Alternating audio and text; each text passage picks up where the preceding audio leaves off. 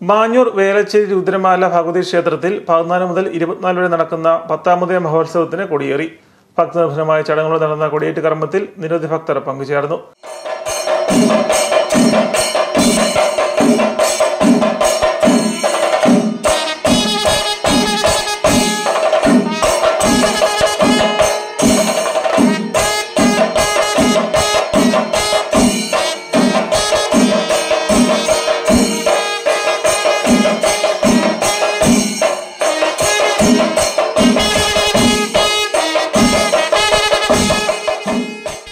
രാവിലെ 10:46-നും 11:20-നും മധ്യേ ക്ഷേത്രതന്ത്രി പൂഞ്ഞാർ അജിനാരായണൻ തന്ത്രിയുടെ മുഖ്യ കാർമ്മികത്തിലാണ് കൊടിയേറ്റ് കർമ്മം നടന്നത്. തുടർന്ന് ഉച്ചയ്ക്ക് 12:30-ന് കലശാഭിഷേകവും രാത്രി 7:30-ന് കളമെഴുത്തും പാട്ടും നടന്നു.